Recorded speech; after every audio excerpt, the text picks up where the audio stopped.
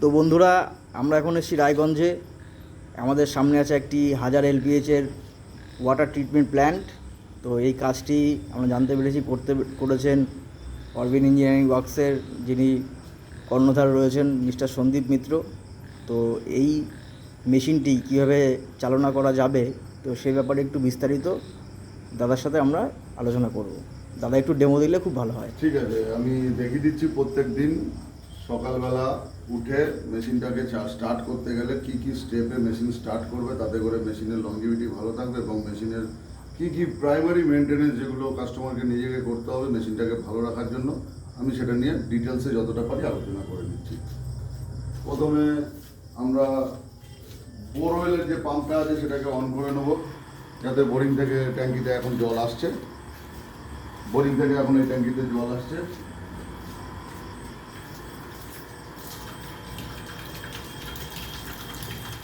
এই যে মোট হ্যান্ডেলটা দেখছেন, এটাকে আমরা প্রথমে দিয়ে দেবো ব্যাক ওয়াশ মোডে। এই ব্যাক ওয়াশ দিয়ে এবার আমরা কী করব, এখান থেকে ফিট পাম্পটা চালাবো। এইটা ফিট পাম্পের সুইচ আছে, এটা দিয়ে আমরা ফিট পাম্পটা অন করবো। ফিট পাম্প অন হলো, তার জন্য এই গ্রিন সিগন্যালটা দিচ্ছে যে ফিট পাম্প অন হয়ে গেছে। এই ফিট পাম্প, এটা হলো ফিট পাম্প। এখান থেকে এখন ফিট পাম্প চলছে। এখানে আমরা দেখতে পাচ্ছি ফিট পাম্প আমাদের কতটা প্রেশার দিচ্ছে, কোন প্রেশারে ব্যাকওয়াশ হচ্ছে।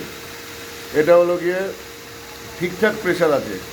এটা যখন মেশিনটা চলবে, চলার পরে ভেতরে যখন আয়রন ভর্তি হয়ে যাবে, তখন এই প্রেশারটা 1 দাগ বেড়ে যাবে। তার মানে ওই আয়রনটা বেরিয়ে যাওয়ার পরে এই প্রেশারটা আবার নর্মাল প্রেশার এখানে চলে আসবে। তার মানে আমার ব্যাকওয়াশ কমপ্লিট হয়ে গেল। তা এই ব্যাকওয়াশ করবো এবং ব্যাকওয়াশ করার সময় যে ব্যাকওয়াশের জলটা যেখান থেকে বেরিয়ে যাচ্ছে, সেই জায়গাটাকে আমরা অবজার্ভ করব যে জলটার রং কী হচ্ছে, জলটা পরিষ্কার নাকি জলটা আয়রনযুক্ত জল। যা কিছু আছে সেটাকে বেরিয়ে গেলে যখন জলটা পুরোপুরি পরিষ্কার হয়ে যাবে, তখন আমরা এই ফিট পাম্পটাকে আবার অফ করে দেবো। ফিট পাম্পটাকে অফ করে দিলাম, দিয়ে এইবার কী করব, এই লিভারটাকে ঘুরিয়ে আমরা রিন্স মোডে দেব। এখানে একটা মোড আছে রিন্স, এই রিন্স মোডে দিলাম।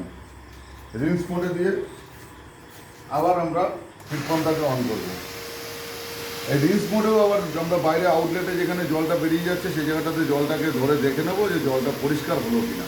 জলটা যখন একদম স্বচ্ছ কাচের মতন পরিষ্কার হয়ে গেল, তখন আমার রিন্স কমপ্লিট। এখন আমি ডেমো দিচ্ছি বলে বেশি সময় চালাচ্ছি না, পরপর এই রিন্স যেই কমপ্লিট হয়ে গেল, আমরা ফিট পাম্প আবার বন্ধ করে দিলাম।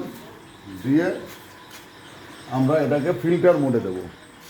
এই ওপরে ফিল্টার মোড, এই মোডটাতে দিলাম। নেক্সট ভেসেলেও আমরা একই জিনিস করব। এটা মেশিন চালানোর আগে করতে হবে এবং মেশিন বন্ধ করার পরে করতে হবে। প্রথমে ব্যাকওয়াশে দিলাম, দিয়ে ফিট পাম্প চালালাম। ফিট পাম্প চালিয়ে আমরা জলটাকে অবজার্ভ করবো, জলটা কেমন বেরোচ্ছে, পরিষ্কার না নোংরা না ঘোলা। জলটা যত সময় নোংরা বেরোবে তত সময় ওকে বেরোতে দিতে হবে। জলটা যে পরিষ্কার হয়ে গেল, ফিট পাম্পটাকে বন্ধ করে দেবো, দিয়ে এটাকে আবার রিন্স মোডে দিয়ে দেবো। আবার সেম ওয়েতে ওখানে আমরা ফিট পাম্পটাকে চালাবো, 1 মিনিট রাখবো, 2 মিনিট রাখবো। জলটা পরিষ্কার হয়ে গেল, হয়ে যাওয়ার পর আমরা চলে আসবো ফিল্টার মোডে। এইভাবে করে এই ভেসেলটার ক্ষেত্রে একটু উল্টো করতে হবে। এই ভেসেলটার ক্ষেত্রে প্রথমে ব্যাকওয়াশ না, এটা কার্বন বেড আছে, কার্বন খুব হালকা ম্যাটেরিয়াল হয়, সেই জন্য এটাকে প্রথমে রিন্সে দিয়ে আমরা আগে 10 মিনিট চালিয়ে নেব। চালিয়ে নিয়ে একটা প্লাস্টিকের পাইপ দিয়ে এর বডিতে একটু আস্তে আস্তে করে একটু হ্যামারিং করবো, একটু ভাইব্রেট করবো ভেসেলটাকে। যখন ভেসেলটাকে একটু ভাইব্রেট করব, তখন বাইরে নর্মালি ওই ভেসেলগুলো ওয়াশ করার সময় যেমন আয়রন জল বেরোচ্ছিলো, লাল জল বেরোচ্ছিলো, এখান থেকে দেখা যাবে কালো রঙের জল বেরোচ্ছে। এর ওপরে ভাইব্রেট করতে হবে রিন্সে দিয়ে। ভাইব্রেট করার পর কালো জল কমপ্লিটলি বেরিয়ে গেল। বেরিয়ে যাওয়ার পর এটাকে ব্যাকওয়াশে দেবো, উল্টো করতে হবে, এটাকে ব্যাকওয়াশে দেবো। ব্যাকওয়াশে দিয়ে আমরা আর পেটাবো না, কিচ্ছু করবো না, সিম্পল এটাকে ফিট পাম্প অন করে কিছু সময় চলতে দেবো। চলা হয়ে গেলে যখন জল পরিষ্কার হয়ে গেল, একে আমরা আবার ফিল্টার মধ্যে দিয়ে দেবো। এবং হ্যান্ডেল ঘোরানোর সময় একটা জিনিস মনে রাখতে হবে, পাম্প যেন বন্ধ থাকে এবং এটাকে প্রেস করে এই যে মাথাটা উঁচু হয়ে গেল, এবার হ্যান্ডেলটাকে যে কোনো ডাইরেকশানে আমি ঘোরাতে পারি। ঘুরে কমপ্লিটলি এই কাটিংয়ের মধ্যে পড়তে হবে। এটা যদি এরকম মাঝখানে পড়ে থাকে তাহলে এই যে দেখছেন এটা নড়ছে না, তার মানে এটা পজিশনে পড়লো না। এটা এই গ্রুপের মধ্যে পড়বে, পড়লে এই গ্রুপের মধ্যে পড়লে এটা এরকম লুজ হয়ে যাবে, মানে গাড়ি যেমন নিউট্রাল করলে যেরকম বোঝা যায় এটা নিউট্রাল পজিশনে এরকম বোঝা যাবে। এটা হয়ে গেল প্রিন্স ব্যাকওয়াশ যে কমপ্লিট হয়ে গেল। হয়ে যাওয়ার পর প্রত্যেকটা মোটকে ফিল্টারে দিয়ে আমরা প্রথমে ফিট পাম্প থেকে চালাবো। ফিট পাম্প চালিয়ে আমরা এখানে প্রেশার গেজে প্রেশার দেখে নেব। এই প্রেশার গেজে যখন প্রেশারটা 1-এর ওপরে চলে যাবে, লার্জ ভেসেলের প্রেশার গেজে প্রেশার 1-এর ওপরে চলে যাবে, 1 নম্বর কন্ডিশন। 2 নম্বর কন্ডিশন, এই রিজেক্ট রোটামিটারে আমার জল চলে আসবে। এখানে জলটা যখন এই লাফালাফি বন্ধ করে একদম কমপ্লিট স্থির হয়ে যাবে, তখন জল যখন ফুল ফোর্সে আসবে, তো আসাটা কমপ্লিট হবে। এই যখন হয়ে গেছে, ঠিক আছে, এখন আর আগের মতন অতটা লাফাচ্ছে না, এক জায়গায় দাঁড়িয়ে গেল। এই যখন দাঁড়িয়ে গেল, এবার আমরা এখান থেকে হাই প্রেশার পাম্পকে অন করব। এবার আমরা হাই প্রেশার পাম্পকে অন করব। হাই প্রেশার পাম্পকে অন করলে ভালো জল প্রোডাকশন হচ্ছে, আর এটা রিজেক্ট জল 2000-এর বেশি বেরোচ্ছে। ওটা নতুন মেশিনে একটু বেশি বেরোবে, তারপরে আমরা ওটাকে কন্ট্রোল করে কমিয়ে দেবো। তো 3 কেজি প্রেশারে এখানে 1000 লিটার করে জল পাওয়া যাচ্ছে,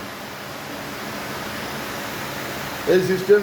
তারপরে ডোজিং পাম্পগুলোকে অন করে দেবো। অন করলে ডোজিং পাম্পগুলো এখান থেকে অ্যান্টিস্কেলেন নিয়ে মেমব্রেনটাকে ভালো রাখবে, আর এখান থেকে মিনারেল ডোজিং করে আমরা টিডিএসটাকে বাড়িয়ে নেবো। ব্যাস এইটুকুই।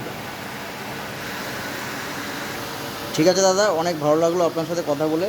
আশা করি যিনি এই মেশিনটি চালাবেন তিনি খুব ভালোভাবে বিষয়টি বুঝতে পারবেন।